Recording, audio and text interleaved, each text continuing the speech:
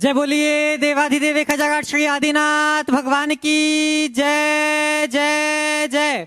वर्तमान शासन नायक वर्धमान महावीर स्वामी भगवान की जय जय जय। परम पूज्य श्रवण कुल तिलक प्रातः स्मरणीय संत शिरोमणि आचार्य भगवान श्री विद्यासागर जी महाराज की जय जय जय। परम पूज्य गुणायतन प्रणेता प्रखर वक्ता भावना योग प्रवर्तक शंका समाधान प्रवर्तक गुरुवर श्री प्रमाण सागर जी महाराज की जय जय जय। परम पूज्य मुनिवर श्री संधान सागर जी महाराज की जय जय जय। समस्त मुनि संघ की जय जय जय। शंका समाधान का आज का यह सत्र निशंक होने के लिए हम सबके ऊपर एक छत्र करते हैं। इसकी शुरुआत गुरु चरणों में कर प्रणिपात। सभी लोग हाथ जोड़ेंगे, मस्तक झुकाएंगे और मेरे साथ बोलेंगे, हे गुरुदेव नमोस्तु नमोस्तु नमोस्तु। बंधुओं, परम पूज्य गुरुदेव की पावन प्रेरणा श्री विद्या प्रमाण गुरुकुलम भोपाल के इस अवधपुरी में बहुत अच्छे से संचालित हो रहा है और यह सब तभी संभव हो पाएगा जब आप लोग निरंतर सहयोग करेंगे।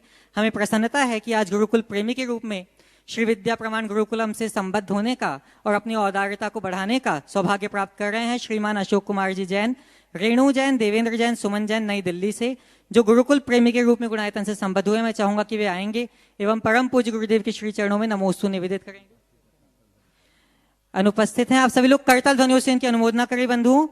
इसी क्रम में तान्या जैन, राजेश संगीता जैन शाहपुर भोपाल से आज गुरुकुल मित्र के रूप में गुणायतन से संबद्ध होने का सौभाग्य प्राप्त कर रहे हैं। मैं चाहूंगा वे आएंगे एवं परम पूज्य गुरुदेव के श्री चरणों में नमोस्तु निवेदित करेंगे। और आपके सम्मान के लिए मैं आवाज दे रहा हूं श्रीमती चंद्रकला जी पाटनी रांची से। आप सभी लोग करताल ध्वनियों से इनकी अनुमोदना करें बंधुओं। तान्या जी ने अपनी पहली सैलरी इस गुरुकुल के लिए अपनी सहयोग रूप में दी है। आप सभी लोग करताल ध्वनियों से इनकी उदारता की अनुमोदना करें बंधु।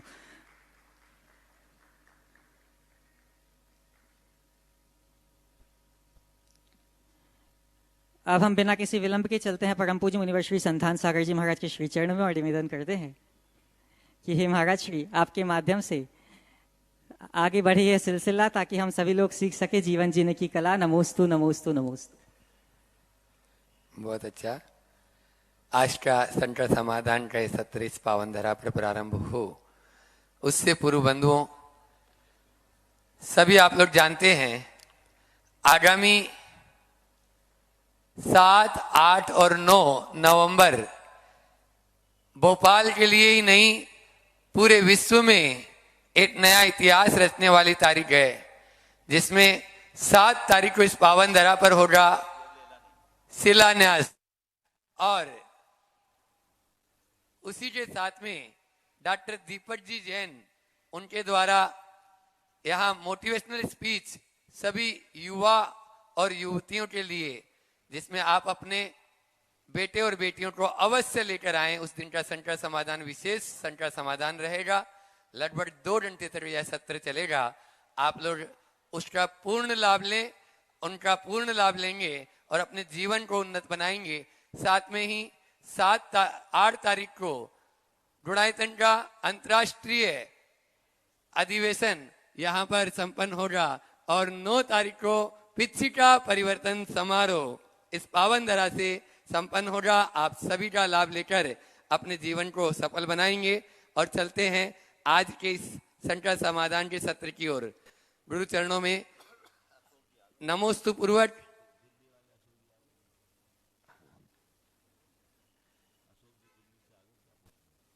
अशोक जी दिल्ली यदि यहाँ उपस्थित हैं, मंच पर आकर अपना स्थान ग्रहण कर लें।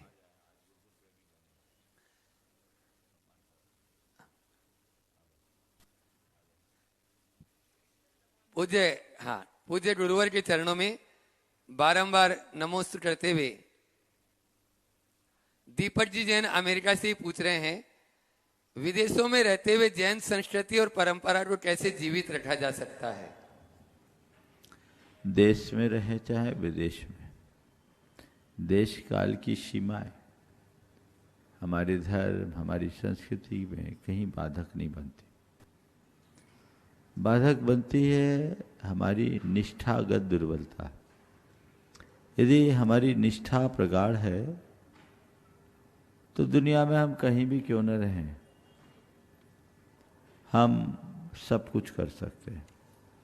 आज अमेरिका को आदि लेकर अमेरिका, यूरोप, एशिया, कुछ अफ्रीका के देशों में, यहाँ तक ऑस्ट्रेलिया में भी कई लोग हैं जो विशुद्धतया धर्म का आचरण कर रहे हैं, व्रतियों जैसा जीवन जी रहे हैं।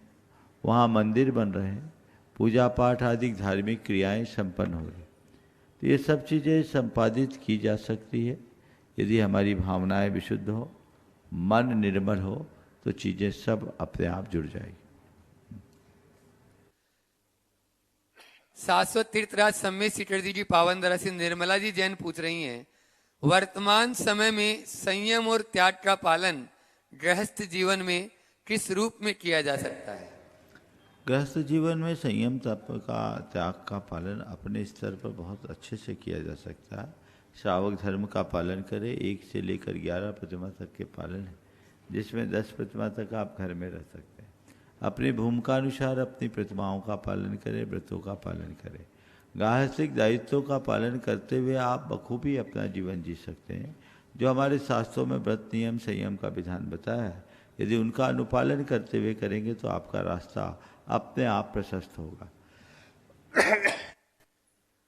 गुरुदेव के चरणों में शिरोमणि संरक्षक गुणायतन श्रीमती उगमलता जी डंडवाल मदन किशनगढ़ से पूछ रही हैं, गुरुदेव इच्छाएं बड़ी बेवफा होती है, पूरी होते ही फिर से बदल जाती है।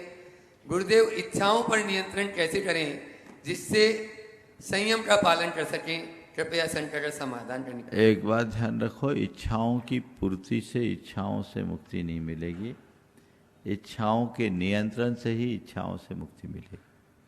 तो सबसे पहली बात, मन में भाव जगाए इच्छा पूर्ति की नहीं, इच्छा मुक्ति की।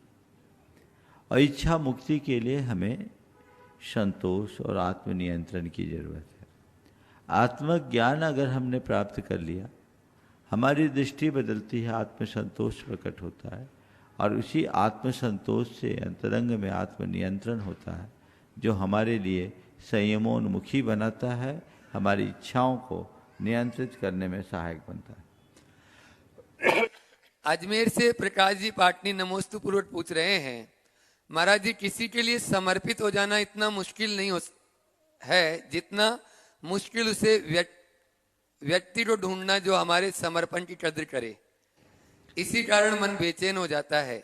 महाराज जी कृपया मार्गदर्शन करें ताकि मन बेचैन ना हो। अगर आपने समर्पण किया ना, तो सामने वाला मेरी कद्र कर रहा है नहीं कर रहा है इसका प्रश्न ही नहीं उठेगा। और यदि लग रहा है कि कोई मेरे समर्पण की कद्र नहीं कर रहा है या कहीं मेरे समर्पण की कद्र नहीं है, तो तय मान करके चलना, अभी समर्पण जगा नहीं। तो पहले समर्पण जगाओ ताकि हर पल आनंदित रहा जा सके और जीवन का पथ प्रशस्त किया जा सके। पूज्य गुरुवर के चरणों में अनेकों स्थान से कल से अष्टानी का पर्व प्रारंभ हो रहा है। उसके लिए जहां जहां विधान हो रहे हैं उनके लिए आशीर्वाद चाहते हैं। और खास तौर से बाल ब्रह्मचारी अभय भैया जी के निर्देशन में पिंडरई में जहां पूज्य नीरज सागर जी और निर्मत सागर जी महाराज विराजमान है, वहां की संपूर्ण समाज गुरुवर के चरणों में 1008 श्री सिद्ध चक्र महामंडल विधान करने के लिए निवेदन के लिए आशीर्वाद चाह रही है। पूर्ण रूप से वह सानंद संपन्न हो जाए, जहां गुणायतन का वह समोसरण फिर से लग भी रहा है। तो उन्हें उनकी ओर से मैं आपके चरणों में बारंबार नमोस्तु निवेदित करता हूँ। देखिए, अष्टानिका कल से प्रारंभ हो रही है। 8 दिवस हमारे जीवन के पवित्रतम दिवसों में एक है। अष्टानिका की कालावधि को काल मंगल के रूप में देखा जाता है, जाना जाता है।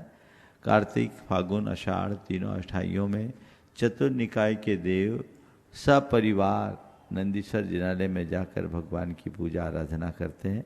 वे स्वर्ग के वैभव और वहाँ के दिव्य जिनालयों को छोड़कर नंदीश्वर में जाके पूजा अर्चा करते हैं। वो भगवान के समोसरण की ओर न भी जाए, लेकिन जिनालय में बहुत जाते हैं, जरूर जाते हैं। ये इस बात का प्रमाण है कि जिनालयों की वंदना से हमारे जीवन में एक अलग आनंदानुभूति होती है। 8 दिन अहरनिश पूरे निरंतर भगवान की वे आराधना करेंगे। मैं उन सब लोगों को आज आशीर्वाद देना चाहूँगा जो इस अष्टानिका में 8 दिवसीय आराधना कर रहे हैं। कई लोग व्रत उपवास भी करेंगे। सभी की आराधना निर्बाध सानंद संपन्न हो। मुझे बहुत प्रसन्नता है कि पिंडई के लोगों ने वहाँ पर 24 मंडलीय सिद्ध चक्र महामंडल विधान का आयोजन किया है और वो मंडल भी वैसे जैसे यहाँ पर स्थापित हुए, यहीं से वो सारे के सारे विमान और मंडल जी वहाँ के लिए निकले हैं। मैं बहुत बहुत आशीर्वाद देता हूँ पिंडई के सभी समाज के लोगों से, ब्रह्मचारी अभय भैया के निर्देशन में, और नीरज सागर जी, निर्मल सागर जी महाराज का बहुत प्रभावनापूर्ण चातुर्मास संपन्न हुआ है और उस चातुर्मास की संपन्नता के साथ उनके ही मार्गदर्शन में ये संपन्न हो रहा है। ब्रह्मचारी पंडित सुदर्शन जी वहाँ है ही, और पिंडई तो हमसे बहुत निकटता से जुड़ा हुआ, संघ से पृथक पहला चातुर्मास 1989 का पिंडई से ही हुआ है, तो वहाँ से तो हमारी शुरुआत हुई है। मैं सभी को इस पावन अवसर पर बहुत बहुत आशीर्वाद देता हूँ। पूज्य गुरुदेव के चरणों में सुरेश जी जैन जो चांसलर हैं तीर्थंकर महावीर विश्वविद्यालय मुरादाबाद के, पहले तो ये भी आशीर्वाद चाह रहे हैं कि तीर्थंकर महावीर विश्वविद्यालय परिवार कल्पद्रुम महामंडल विधान का आयोजन करने जा रहा है 30 अक्टूबर से 7 नवंबर तक। उसके लिए गुरु चरणों में बारंबार नमोस्तु कर रहे हैं पूरे परिवार। और आपका हमेशा से विश्वविद्यालय परिवार पर आशीर्वाद रहा है। इस विधान में किन विशेष बातों का ध्यान रखा जाए जिससे संपूर्ण कार्य निर्विघ्न रूप से संपन्न हो सके, इस विधान का क्या पुण्य है और कितने जन्मों के पुण्य इसमें प्रफुल्लित हो रहे हैं। नमोस्तु गुरुदेव। TMU के चांसलर सुरेश जी ने भावना व्यक्त की। निश्चित वो जो काम कर रहे हैं बहुत ही सराहनीय काम कर रहे हैं। तीर्थंकर महावीर विश्वविद्यालय ने पूरे देश में अपनी एक अलग पहचान बनाई है और वहाँ अध्ययनरत छात्र छात्राओं को जैन धर्म के संस्कार मिल रहे हैं, यह तीव्र प्रसन्नता का विषय है। आपने कल्पद्रुम महामंडल विधान का आयोजन किया है। आपने पूछा है उसे हम किस तरीके से करें और ये किस पुण्य के निमित्त से होता है। देखिए, कल्पद्रुम पूजा चक्रवर्तियों के द्वारा की जाने वाली पूजा है। चक्रवर्ती किमिच्छक दान देकर ये विधान करता है। आज के युग में हम भले चक्रवर्ती जैसे नहीं हैं, पर हमारा मन चक्रवर्तियों जैसा उदार जरूर बन सकता है। इसमें भगवान की विशुद्ध आराधना समोसरण की संरचना के साथ संपन्न की जाती है। निश्चित ऐसे आयोजन, ऐसे अनुष्ठान प्रबल पुण्य के योग से ही संपन्न होते हैं। आप लोगों ने ऐसे विधान करने का शुभ भाव मन में जगाया है। मैं पूरे परिवार को आशीर्वाद देता हूँ, आपका ये विधान सानंद संपन्न हो। आपने पूछा है कि इसमें हमें क्या सावधानी रखनी चाहिए, बस 2 ही शब्दों को मैं कहूँगा कि विधान में शुद्धि और विशुद्धि का ध्यान रखना चाहिए। आपने बाहर की शुद्धि और भीतर की विशुद्धि दोनों को मेंटेन कर लिया तो आपके पुण्य में दिन दुनी रात चौगनी वृद्धि होगी। सब कुछ हमने कर लिया और बाहरी ताम झाम में उलझ के रह गए और शुद्धि विशुद्धि गौण हो गई तो चीज़ें हमें उतना लाभ नहीं दे पाएगी। इसलिए शुद्धि विशुद्धि को ध्यान में रखते हुए अपना काम करें। और प्रत्यक्ष रूप से उपस्थित यहाँ पर प्रत्यक्ष रूप से उपस्थित जो महानुभाव हैं, बंधुओं, आज गुरुकुल प्रेमी के रूप में सुनील जी जैन तुक्कड़, अनिता जी जैन, प्राटर जैन, सुरभि जैन, महिता जी जैन और साथ में प्रियंका जी बड़कुल, एक बार जोरदार ताली बजा दीजिए। मैं चाहूंगा वहीं पर उनको स्मृति चिन्ह देते हुए महावीर जी सिंगई और नरेंद्र जी पिंडरई वहीं पहुंच जाएं और स्मृति चिन्ह वहीं पे दे देंगे। और सुनील जी तुक्कड़ अपना प्रश्न गुरु चरणों में करें और प्रियंका जी अपना प्रश्न। मैं मुनिदेव को कोटि सह नमस्तु इच्छामि छुल्लक जी के चरणों में मस्तक लुढ़क रहा है मेरा निर्ग्रंथ आचरणों में।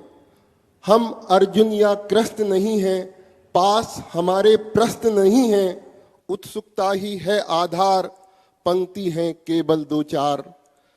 सुनील गगन के सजग प्रहरी करते हुए आह्वान मिलेंगे, जीव जगत के चक्रव्यूह में निश्चित समाधान मिलेंगे। अंतर मन की आंखें खोलो, सम्मुखी मन प्राण मिलेंगे। सुमिरन कर लो गुरुवर का, धरती पर भगवान मिलेंगे, धरती पर भगवान मिलेंगे।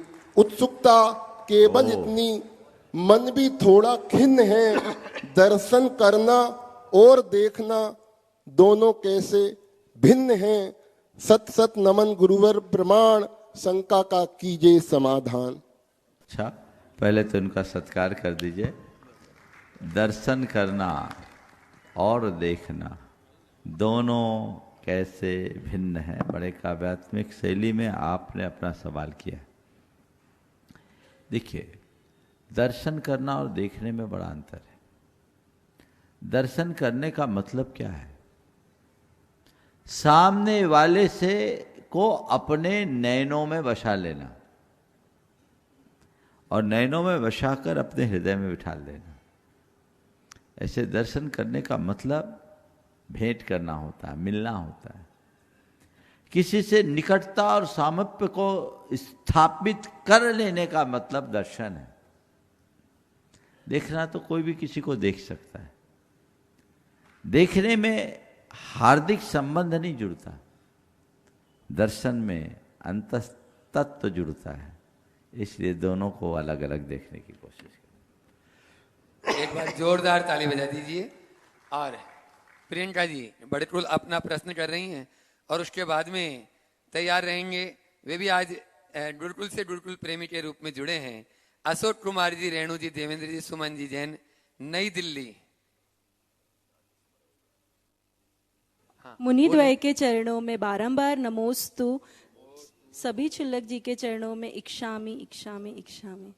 महर्षि, मोक्ष एक अवस्था है, लेकिन तत्वों में भी मोक्ष आता है और तत्व जो होते हैं वो पदार्थ होता है, तो ये दोनों चीजें कैसे पॉसिबल हैं?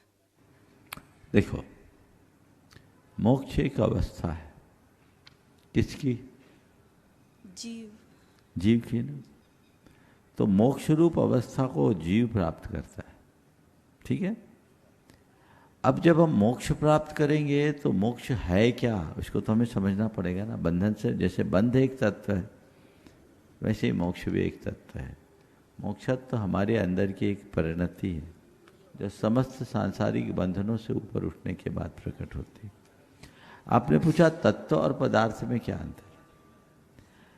अगर देखा जाए तो कोई अंतर नहीं, लेकिन फिर भी दोनों को अलग अलग तरीके से रखा गया। जीव भी तत्व है, जीव पदार्थ भी है, अजीव भी तत्व है, पदार्थ भी है। अंतर है। अंतर क्या है?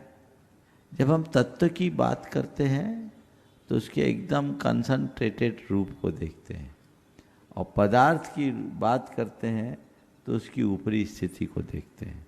दोनों चीज़ें हमें दिखती है।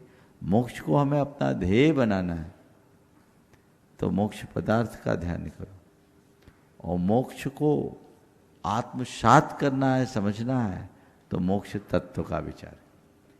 नमोस्तु गुरुवर। और आज अपने बीच में बंधुओं, नई दिल्ली से अशोक कुमार जी, रेणु जी, देवेंद्र जी, सुमन जी जैन, जो गुणायतन से तो जुड़े ही थे, आज गुरुकुल से गुरुकुल प्रेमी के रूप में जुड़े हैं। और मैं चाहूंगा अहरनिश सेवा में लगे विक्की भाई, विवेक भाई गुणायतन ट्रस्टी और राजेश जी मड़वैया वहीं पर स्मृति चिन्ह देते हुए उनका स्वागत करेंगे। और आप लोग जोरदार जोरदार तालियों से अनुमोदना करेंगे उनके इस दान की। वे अपना प्रश्न गुरु चरणों में करें। और उसके बाद में जो आज गुरुकुल मित्र से जुड़े हैं, तान्या जी जैन, वे अपना प्रश्न करेंगे। बोले। दोनों महाराज जी के चरणों में सादर नमोस्तु, छुल्लक जी के चरणों में इक्षामि। महाराज जी, प्रायः ऐसा देखा जाता है कि धार्मिक समारोहों में भक्ति के अतिरेक में श्रावण गण अनुशासन को पीछे छोड़ देते हैं। अनुशासन रखने का ऐसे समारोहों और जीवन में क्या महत्व है, कृपया मार्गदर्शक करें। देखिए, भक्ति अच्छी बात है, पर भक्ति का अतिरेक नहीं होना चाहिए।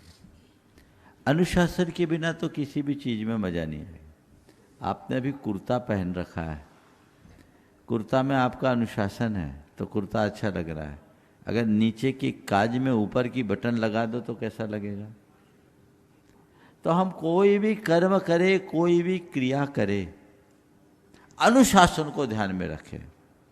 बिना अनुशासन के हमें किसी भी कार्य की संपन्नता का आनंद नहीं आता, तो हम उसको ध्यान में रखें जो हमारे जीवन को बेहतर करे। नमोस्तु महाराज जी।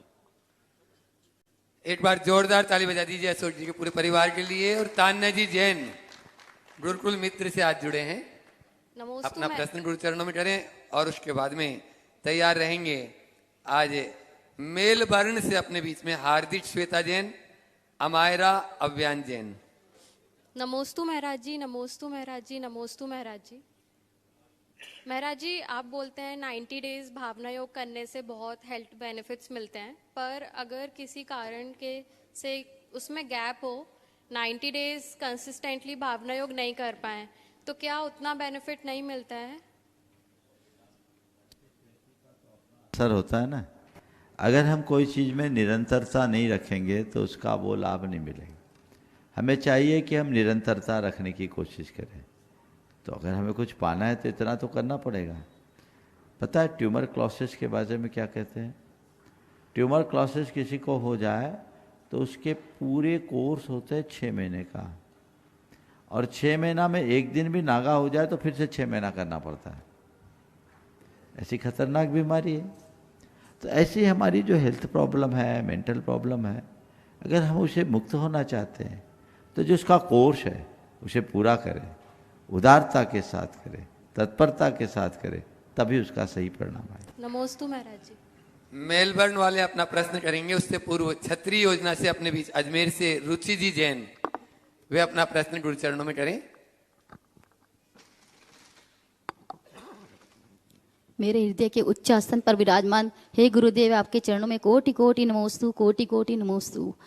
हे गुरुदेव, बड़े बाबा का जब भी हम दर्शन करते हैं और अभी भी करके आए हैं, तब हमेशा मन में एक जिज्ञासा उत्पन्न होती है कि इतनी बड़ी बड़ी क्रेन मिलकर भी बड़े बाबा को स्थापित करने में असफल हो गई। तो जब बड़े बाबा को उस व्यक्ति ने प्राचीन समय में जब बताया जाता है कि एक बैलगाड़ी पे उठाकर लाया था और वहीं रुक गई थी प्रतिमा, तो वो कैसे संभव है गुरुदेव? ये मेरा जिज्ञासा है। नमोस्तु महाराज। सन 1908 गुरुदेव के साथ हम लोग देवगढ़ गए थे। देवगढ़ ललितपुर के पास बहुत बड़ा तीर्थ क्षेत्र है। वहाँ जब हमने दर्शन किया, वहाँ का जो मूल मंदिर है उसका जो शिखर है, शिखर के टॉप पर एक पत्थर रखा जाता है जिसको बोलते हैं अमलासार। काफ़ी मोटा, 2-2.5 फीट मोटा और करीब 7 फीट बाई 7 फीट का डायमीटर होगा, बड़ा ही होगा।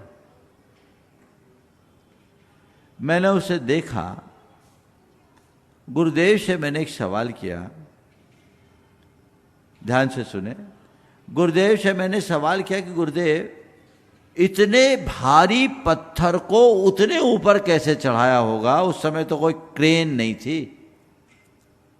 इतने भारी पत्थर को इतने ऊपर कैसे चढ़ाया होगा? उस समय तो कोई क्रेन भी नहीं थी। गुरुदेव ने मुस्कुराते हुए कहा, क्रेन नहीं थी तो क्या हुआ? ब्रेन तो था।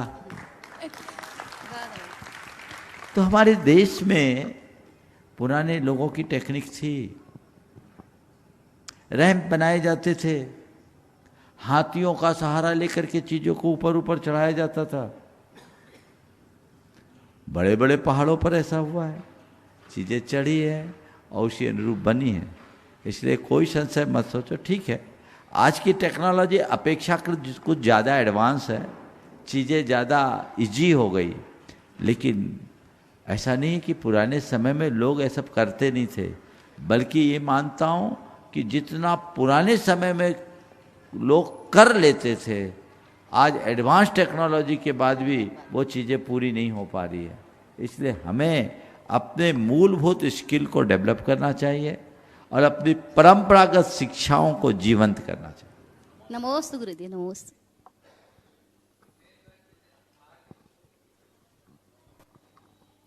नमोस्तु महाराज जी, नमोस्तु महाराज जी। मेलबर्न से हार्दिक श्वेताई जैन अपना प्रश्न करें और उसके बाद में अनुभव जी सर आप अपनी पूरी टीम के साथ में, मैं देख रहा हूँ गुरुकुल टीम यहाँ पर उपस्थित है, तैयार रहेंगे। नमोस्तु महाराज जी, नमोस्तु महाराज जी, नमोस्तु महाराज जी। मेरी शंका थी महाराज जी, हमारे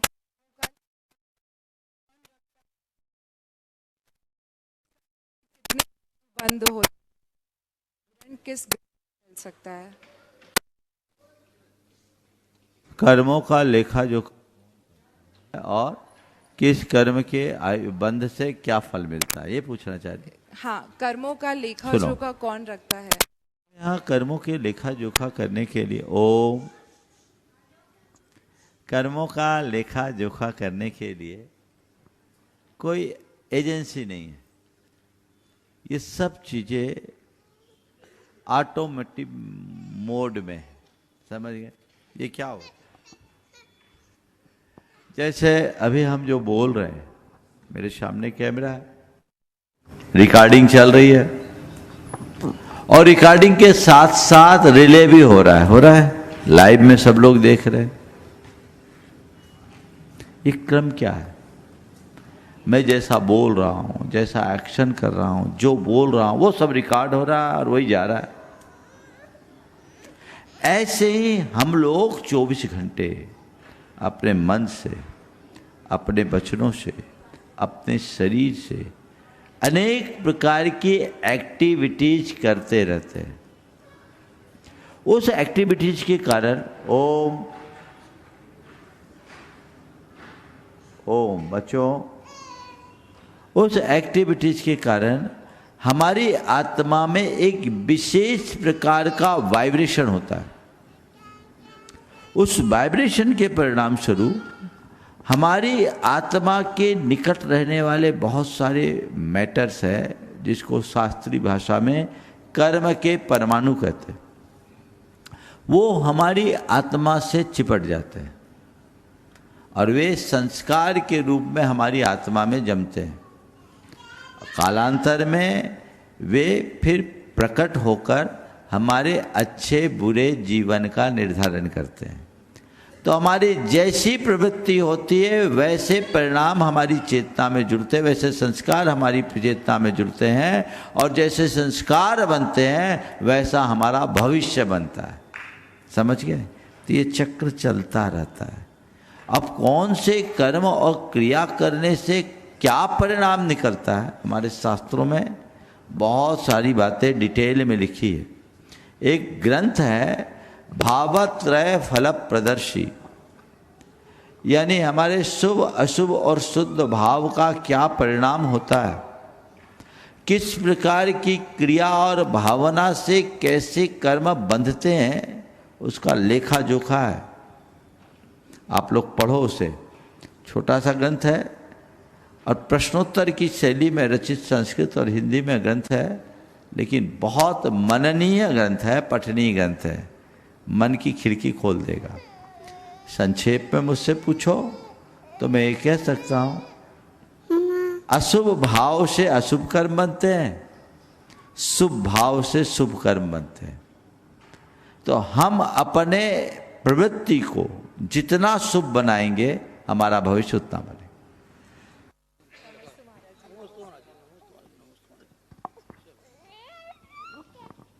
ओम। अनुभव जी सर आप महामंत्री गुरुकुल, वे अपनी बात करें। पूज्य गुरुवर के चरणों में आज पवन जी प्रीति जी डोदा आदिनाथ चैनल के चेयरमैन गुरुवर के चरणों में दर्शनार्थ आए थे और वो एक आशीर्वाद वो के लिए हमें बता के गए कि 15 जगह से 14 ट्रेन और 4 फ्लाइट से ये तीर्थ यात्रा के लिए जा रहे हैं। सभी को आशीर्वाद के लिए वो जा रहे हैं। कहाँ के लिए जा रहे हैं?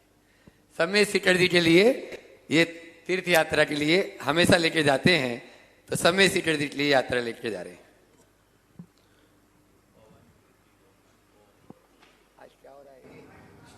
पवन प्रीति गोथा बहुत ही कर्मठ, लगनशील और समर्पित कार्यकर्ता है। गुणायतन के शिरोमणि संरक्षक तो है ही। पिछले लगभग 15 वर्षों से मैं देखता हूँ वे हजारों लोगों को सम्मेद शिखर की यात्रा कराते हैं, देश के अलग अलग हिस्सों से। आज सुबह वो आशीर्वाद लेने आए थे। इस बार 6700 लोगों की सम्मेद शिखर की सामूहिक यात्रा 14 ट्रेन, उसमें मध्य प्रदेश से भी है, हो सकता है कुछ भोपाल के लोग भी होंगे। वो बहुत अच्छी यात्रा कराते हैं और लोगों को बड़ा लाभ देते हैं। मैं आशीर्वाद देता हूँ सभी की यात्रा शानंद संपन्न हो और इस तरह की परंपरा आगे भी चलते रहे। अनुभव जी सराफ, और उसके बाद में अपने बीच में तैयार रहेंगे प्रभा कांत जी जैन, इंदिरापुरम, नई दिल्ली। परम पूज्य गुरुदेव के चरणों में नमन और छुल्लक महाराज जी के चरणों में इच्छामी बंधन। गुरुदेव बड़ा हर्ष का विषय, पूरा गुरुकुलम परिवार बड़ा हर्ष से गौरवान्वित है। आज हमारे साथ गुरुदेव एक ऐसा परिवार, एक ऐसा नाम देश का जिससे हर व्यक्ति परिचित है। हम लोगों को बड़ा अच्छा एहसास होता है कह के कि गुरुकुलम में नित्य अच्छे आपके आशीर्वाद से गुरुदेव ऐसे नाम और ऐसे लोग आते हैं जिससे हम लोगों का चरण और स्तर आपको अपने आप में ऐसा लगता है मजबूत होते जा रहे हैं। उसी क्रम बिल्डकॉन परिवार से, डीवीएल परिवार से गुरुदेव हमारे साथ, दिलीप सूर्यवंशी जी, मैं चाहूँगा मैं नाम ले रहा हूँ, आप तालियां बजाएंगे सदन में। देवेंद्र जैन साहब हमारे निर्देशक गुरुकुलम परिवार के, और साथ में आज करण सूर्यवंशी जी आएंगे और गुरुदेव के चरणों में श्रीफल नमोस्तु वंदन करके देवेंद्र भैया, साथ में करण भैया और दिलीप सूर्यवंशी जी आएंगे, आज गुरु जी से आशीर्वाद लेंगे। और फिर मैं चाहूँगा गुरुकुलम परिवार पूरा यहाँ अभिनंदन की बेला को चालू करेगा। और साथ में हम आज दिलीप भैया से चाहेंगे कि वो आज गुरुजी से अपनी बात सामने रखें और जो भाव में प्रकट करें, आशीर्वाद ले लीजिए। आप प्लीज जाइए ना। गुरुकुलम परिवार आएगा, अभिनंदन की बेला में हम उनका स्वागत करेंगे। विनीत भैया आप प्लीज आइए, सुबोध भैया, विनीत भैया, राजेश भैया प्लीज आप आइए, राजेश भी आइए। आप लोग तालियां बजाएं। आज हमारे साथ देश के वो लोग जुड़े हैं जिनको अपनी पहचान की जरूरत नहीं है। दिलीप बिल्डकॉन, आज हम समझते हैं ये परिवार ऐसा परिवार है जो सब लोग परिचय से सब लोग जानते हैं। और आज हमारे साथ देवेंद्र भैया जो हमारे गुरुकुलम के निर्देशक हैं वो भी हमारे साथ ज्वाइन कर रहे हैं। तो हम चाहेंगे कि आप सब लोग तालियां बजाते रहें जब तक ये सम्मान की बेला चल रही है। मैं अब दिलीप भैया को माइक दे रहा हूँ, वो अपनी बात गुरुदेव के सामने रखेंगे। नमस्ते गुरुदेव महाराज जी। मैं बहुत दिनों बाद किसी आश्रम में आया।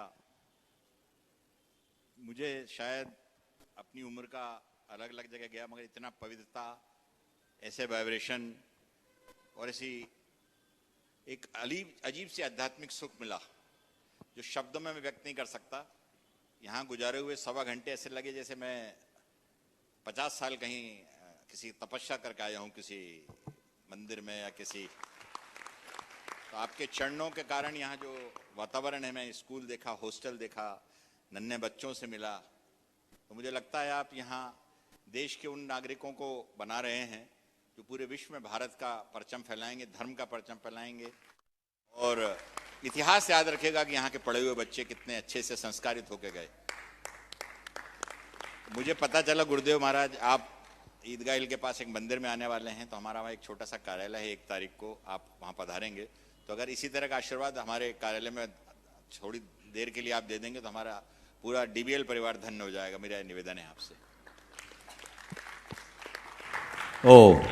पहले तो मैं चाहूँगा एक बार दिलीप जी, देवेंद्र जी और कर्ण जी का जोरदार अभिनंदन करें। इन्होंने समाज में एक अलग पहचान बनाई है। देवेंद्र जी तो आते रहते हैं, बहुत अच्छे से जुड़े हैं। दिलीप जी संभवतः आज मेरे पास दूसरी बार आए हैं, लेकिन उनकी बातों और विचारों से लगता है कि इनकी भावनाएं बहुत उत्तम हैं। और अभी आपने अपनी भावनाएं अभिव्यक्त भी की है। आपकी अभिव्यक्ति से भी इस बात का सबको भरपूर एहसास हो सकता है कि आप क्या चाहते हैं।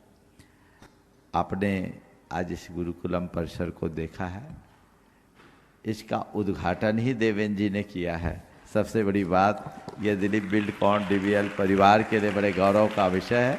यहाँ का भव्य शुभारंभ अक्षय तृतीया के दिन हुआ था, तो देवेंद्र जी अपनी धर्मपत्नी प्रीति जी के साथ आकर इसकी शुरुआत किए थे। तो अब तो ये समझ लीजिए कि आपके संस्थान से इसका अभिन्न संबंध है जो बने रहना चाहिए। यह प्रयास आपको करना है। आपने भाव व्यक्त किया है, निश्चित आने वाले 1 तारीख को झिरनों के मंदिर में, वहाँ आए हुए भी झिरनों के कमेटी के लोग भी आए हुए। क्या रखा, मस्तकाभिषेक भी रखा है कि केवल विधान है? हाँ, मस्तकाभिषेक भी है। हाँ, नेमिनाथ भगवान का मस्तकाभिषेक जो वहाँ के मूल नायक है, और गणधर वलय विधान संस्कृत का विधान जो प्रातःकाल वहाँ 6:30 बजे से रखा है, वो कार्यक्रम होगा। तो उस कार्यक्रम में हम जाएंगे। आपने बोला बाजू में ही है, तो हम आपको बाजू में नहीं छोड़ेंगे, चिंता मत करो। हम आप जैसे लोगों को अपने आजू बाजू में रखना चाहते हैं, आजू बाजू में देखना चाहते हैं। इसलिए निश्चित 1 तारीख का जो कार्यक्रम होगा, एक छोटा सा स्वरूप बना लिया जाएगा, उसकी सूचना सबको दे दी जाए। ये कार्यक्रम होगा। मतलब एक सूचना और सबको मैं दूंगा कि 2 दिन पहले 3 दिन पहले मैनेट के प्रबंधन से जुड़े लोग आए थे, आज भी आए थे। उनका अनुरोध था कि उस परिसर में हमारा प्रवचन हो। प्रवचन के लिए उन लोगों ने अनुरोध किया था। तो आगामी 31 तारीख को 1:30 बजे से मैनेट परिसर में प्रवचन का कार्यक्रम होगा, और उसके बाद हम झिरनों के मंदिर में जाएंगे, जहाँ शंका समाधान 31 तारीख को होगा, और 1 तारीख को विधान होगा। और 30 से 31 हो गया है, थोड़ा सा चेंज हो गया है। तो ये पूरा का पूरा कार्यक्रम है। मैं पुनः दिलीप जी, देवेंद्र जी और कर्ण जी को आशीर्वाद देता हूँ कि ऐसी भावनाएं बने रखें। एक बार जोरदार जोरदार तालियां बजा दीजिए। देवेंद्र कुछ, देवेंद्र जी भी बोल रहे हैं, कुछ बोला? देवेंद्र भैया कोई सवाल प्रश्न कुछ? देवेंद्र जी का भी जोरदार अभिनंदन करें। गुरुकुलम के और गुणायतन के दोनों के मार्गदर्शक हैं, वर्षों से जुड़े हुए हैं। एक बार जोरदार अभिनंदन करें। नमस्ते महाराज जी, नमस्ते। इतने नन्हे बच्चों में आज जो चेंज देख के ऐसा लग रहा है कि 2-3 साल बाद इस गुरुकुलम का स्वरूप क्या होने वाला है आपके आशीर्वाद से, वो आज हमने बैठ के रियलाइज किया। और आपका आशीर्वाद ही बहुत है, क्रिश्चियन से ज्यादा मेरे लिए तो आपका आशीर्वाद। बहुत सुंदर।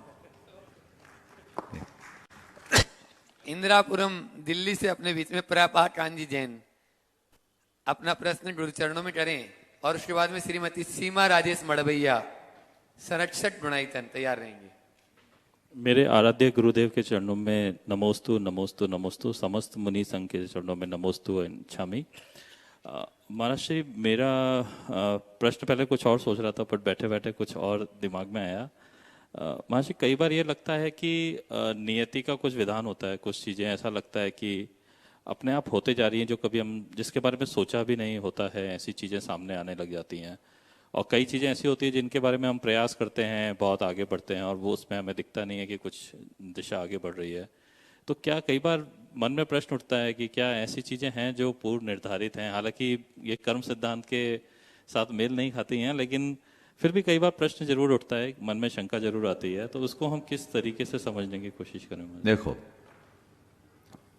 ये बात सही है कि बहुत सारे कार्य हमारे द्वारा संपन्न होते हैं,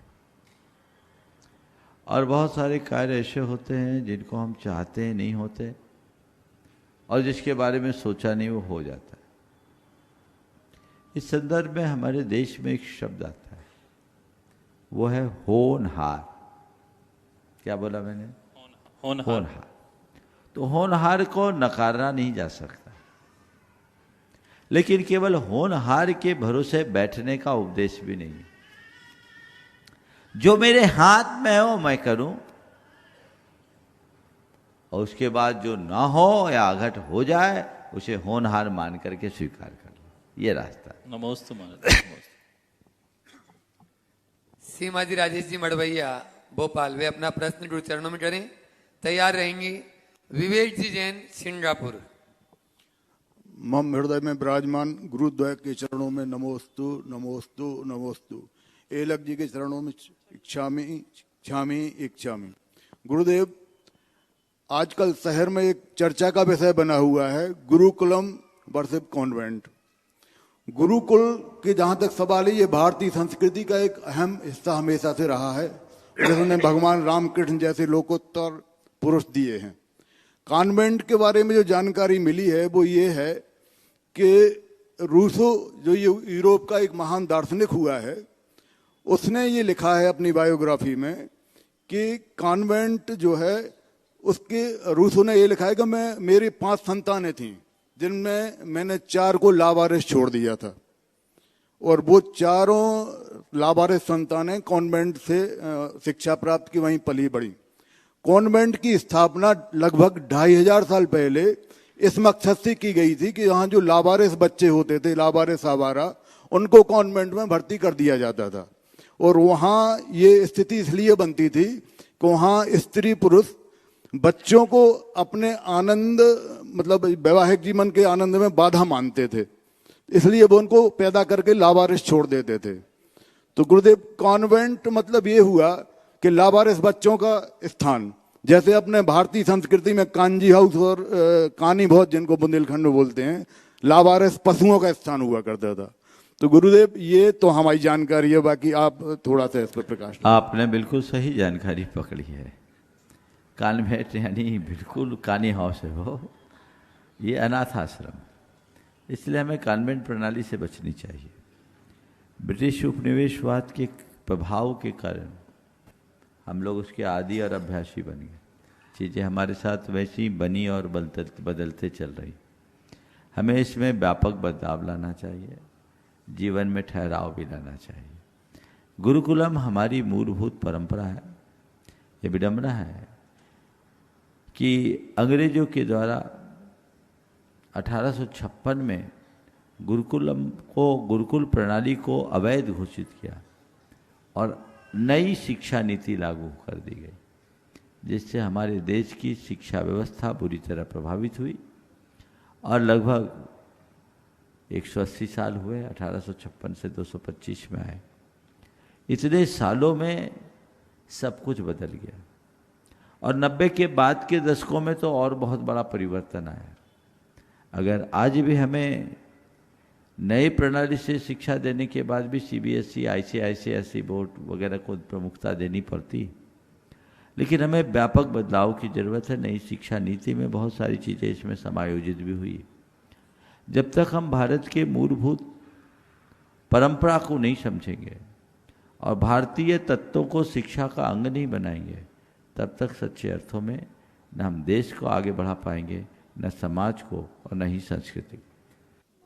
नमोस्त। विवेक जी जैन सिंगापुर भी अपना प्रश्न गुरु चरणों में और तैयारी श्रीमती चंद्रकला जी पाटनी रांची। नमोस्तु गुरुदेव। इच्छामी महाराज। गुरुदेव, जब हम चतुर्मास प्रारंभ होता है तब कुछ नियम लेते हैं कि सारे चतुर्मास के टाइम पर मैं इस चीज का त्याग करूंगा और चतुर्मास तक ये मेरा नियम रहेगा। तो गुरुदेव, चतुर्मास के समापन के बारे में थोड़ी सी शंका है। बोलते हैं कि जिस दिन दीपावली का अंतिम दिन होता है उस दिन समापन हो जाता है। कुछ लोग बोलते हैं कि नहीं, जब तक अष्टांग का पूर्ण ना हो तब तक वो चीज पूर्ण नहीं होती है। तो मेरा प्रश्न यही है कि वो नियम कब पूर्ण होगा, दीपावली दिन या अष्टांग वाले दिन? औपचारिक रूप से नियम तो दीपावली के दिन पूर्ण हो जाता है। हालांकि शास्त्रों में लिखा है कि चातुर्मास 15 दिन पहले करो और 15 दिन बाद जाओ, दिवाली के 15 दिन बाद जाओ। कारण क्या दिया, बड़ा मजेदार। उसमें लिखा 15 दिन पहले क्यों करो, लोक स्थिति ज्ञापनार्थम। वहाँ की लोकल स्थिति क्या है इसे समझो, लोक स्थिति को समझो, वहाँ की सामाजिक धार्मिक समरसता है यानी इसे पहचान लो। 15 दिन पहले अगर कुछ गड़बड़ है तो खिसक जाओ। और फिर 4 महीना तुम रहे एक जगह, 3.5 महीना एकाएक चले जाओगे तो लोगों को झटका लगेगा। तो 15 दिन और रुको। भक्तानाम मोह शमनार्थम, ऐसा लिखा है। तो रोज घंटी बजाते जाओ कि अब बस हमारा टाइम हो गया हो गया हो गया, और धीरे धीरे से खिसक जाओ। ये रास्ता। नमोस्तु गुरुदेव, नमोस्तु।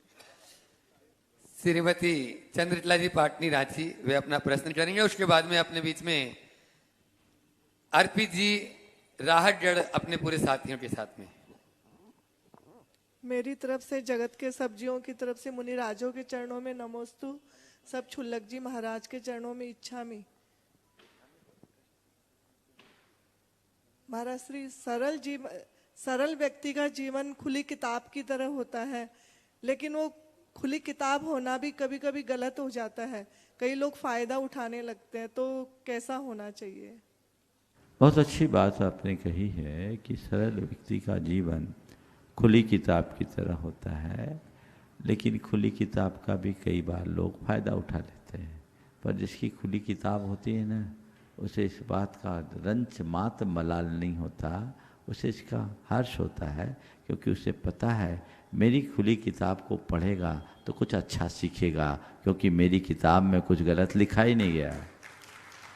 सरल है तो वो सीख दे, इसलिए मलाल मत लाइए, ये तो होगा। और काश लोग सरल लोगों को पढ़ने लगे ना, तो लोगों की जटिलताएं कम होने लगे।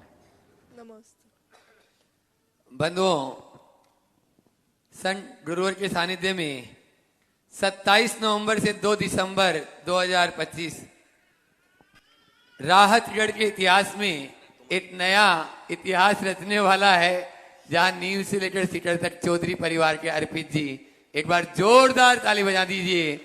जिनालय तैयार हो चुका है और वहां पर वह पंच कल्याण प्रतिष्ठा महामहोत्सव संपन्न होना है। आप सभी लोग उसमें आएंगे। और अभी शैलेंद्र कुमारी जैन जो मैनेजर हैं यूको बैंक के, उनके साथ में ही हैं, और अर्पित जी भी हैं और देवेश कुमार जी भी। वे अपना प्रश्न गुरु चरणों में एक प्रश्न कर लें, अभी समय कम है। और उसके बाद में अनूप जी जैन, चूनाभट्टी गुणायतन ट्रस्टी, भोपाल। नमोस्तु भगवान, नमोस्तु नमोस्तु नमोस्तु। छुल्लक जी महाराज जी के चरणों में इच्छामी इच्छामी इच्छामी। हे भगवान, हम सभी लोग जब मंदिर निर्माण की रूपरेखा लेके चतुर्मास पूर्व बावड़िया कला पहुंचे थे, उस दिन राहतगढ़ जैन समाज ने राहतगढ़ में चातुर्मास करने का निवेदन आपके चरणों में किया था, पर हम लोगों के पुण्य में कुछ कमी थी, चातुर्मास का सौभाग्य हमें प्राप्त नहीं हुआ। लेकिन अब आपके चरण पंच कल्याणक महामहोत्सव हेतु राहतगढ़ की ओर बढ़ने वाले हैं। संपूर्ण राहतगढ़ बस्ती, संपूर्ण जैन समाज आपके आगवानी करने के लिए पलक पावड़े बिछाकर आपका आगवानी करने के लिए आतुर है। इसी प्रसंग में हम लोग जहां भी चर्चा करते हैं, जिस किसी से भी कहते हैं कि मुनि श्री प्रमाण सागर जी महाराज राहतगढ़ आकर हम लोगों का पंच कल्याणक सानंद संपन्न कराएंगे, तो उन लोगों का आश्चर्य 7वें आसमान पर होता है। लोगों को यकायक यकीन नहीं होता। ये क्या कारण है गुरुवर कि लोग आश्चर्यचकित हैं कि गुरुदेव आ रहे हैं राहतगढ़। नमोस्तु गुरु। भैया,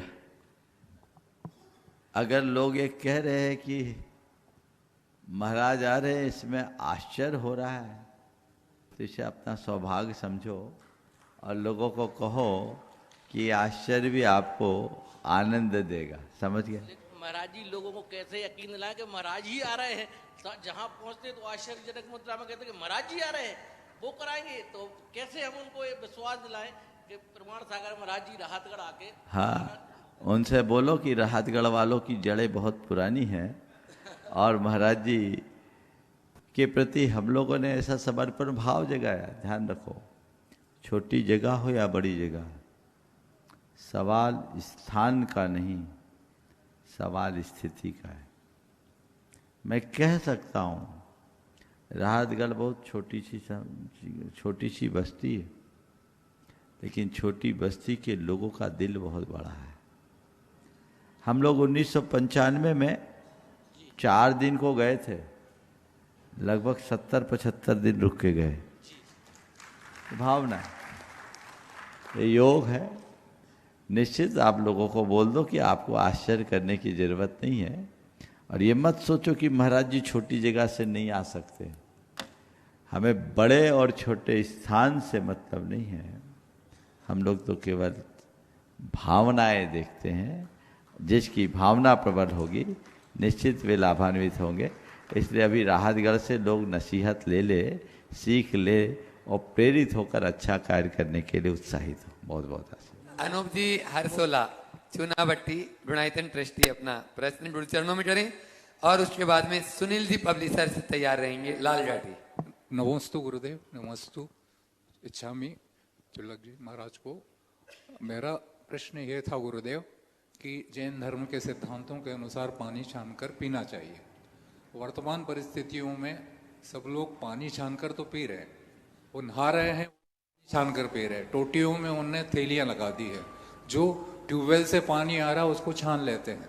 पर पुराने परिस्थितियों में जीवाणी का प्रावधान था कि जो छाना उसको वापस कुएं में डाल दिया जाए, पर वर्तमान परिस्थितियों में तो इनने टोटियों में भी वो थैलियां लगा दी है, तो वो जीव तो उसमें देखिए, आपने बहुत ही गंभीर सवाल किया है।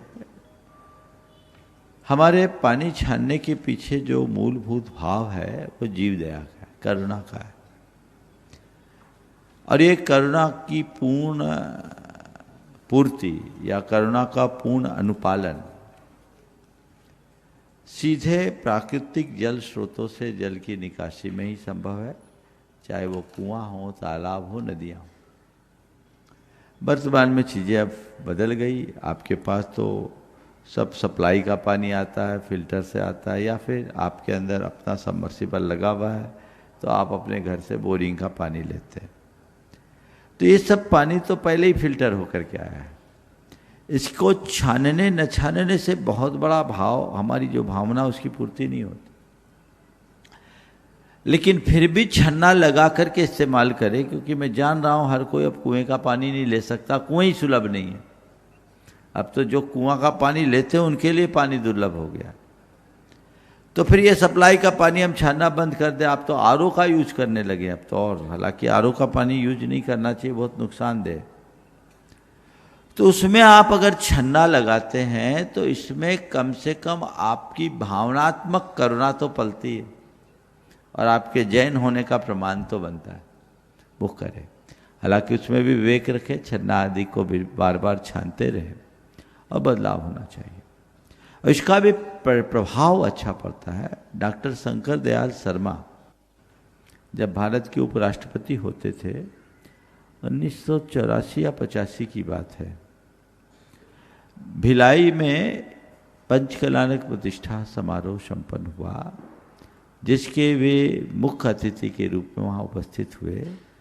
वहाँ उन्होंने जो अपना वक्तव्य दिया वो आज प्रकाशित है, वहाँ की स्मारिका में प्रकाशित, मैंने उसे पढ़ा था। उसमें उन्होंने जैन धर्म की शिक्षाओं पर बहुत विस्तार से प्रकाश डाला था, और विद्वान तो थे ही, जैन दर्शन पर उनका बड़ा अधिकार भी था। पानी छानने की प्रक्रिया के संदर्भ में उन्होंने एक बड़ी गहरी बात की। जब वे मध्य प्रदेश के मुख्यमंत्री होते थे उस समय का उनने एक अनुभव सुनाया। उनने कहा, जब मैं मध्य प्रदेश का मुख्यमंत्री था, इंदौर के एक कॉलोनी में एक विशेष बीमारी फैली, और बीमारी ऐसी कि एक एक करके पूरा परिवार बिस्तर पकड़ लेता। चूंकि बीमारी एक कॉलोनी विशेष तक सीमित थी, इसलिए और आश्चर्य हुआ कि ये बीमारी एक कॉलोनी में ही क्यों।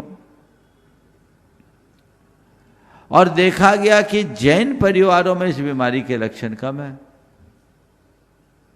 छानबीन करने के बाद मालूम पड़ा कि जो उनका ओवरहेड टैंक था जिससे वाटर सप्लाई होती थी, उसमें कोई चिड़िया मरी पड़ी थी, उससे वो पानी विषाक्त हो गया था। आम लोग वही पानी पीते थे, इन्फेक्शन हो गया। जैन लोग उस पानी से अप्रभावित इसलिए रहे क्योंकि वे पानी छान कर पीते थे। ये मेरा कथन नहीं है, ये भारत के पूर्व राष्ट्रपति, आपके भोपाल से संबद्ध रहे, डॉक्टर शंकर दयाल जी शर्मा का उद्बोधन, जो रिकॉर्डेड है। तो हम इन बातों को समझे और इसकी प्रासंगिकता को अपना करके। गुरुदेव, आपकी अगर अनुमति हो तो एक गंभीर सामाजिक समस्या की ओर कल हाँ सुनील जी घाटी, वे अपना प्रश्न ब्रह्मचारी बालचंद जी जैन अभिरुचि परिसर भोपाल तैयार रहेंगे। महाराज श्री के चरणों में पंचायत कमेटी ट्रस्ट की ओर से आपके चरणों में निवेदन महाराज। आप मिनट से होते हुए महाराज जी चौक पधारे, चौक का विशेष अनुरोध है महाराज। और कोरोना वाले भी हमारे बीच में आए हैं, उनका भी निवेदन है महाराज। अब मेरा प्रश्न ये महाराज, ये मान कर बैठा हूं मैं कि सब कुछ मेरा है, ये मान कर बैठा हूं सब कुछ मेरा है, पर मेरे बस में कुछ नहीं है, मेरे बस में कुछ नहीं। ये प्रश्न है महाराज, ये जीव की जीभ भी बड़ी अजीब है, ये जीव की जीभ बड़ी अजीब है। या तो महाभारत करवाती है या रामायण रचवाती है। वैष्णव धर्म में महाराज ये बताते हैं कि जीव के ऊपर सरस्वती विराजमान हो जाती है, विपरीत काम करा देती है या अनुकूल कार्य करा देती है। क्या महाराज ऐसा है क्या? देखिए बात तो सही है, कहावत है जिब्बा में अमृत बसे विस्मित इसके पास, एक बोले तो लाख ले एक ते लाख बिना। ये 2 अंगुर की जीभ मनुष्य के पूरे जीवन में हलचल मचा देती है। काश हम इसकी स्थिति को समझे, पहचाने और जीवन को आगे बढ़ाएं। समय आप सबका हो गया, यहीं पर विराम।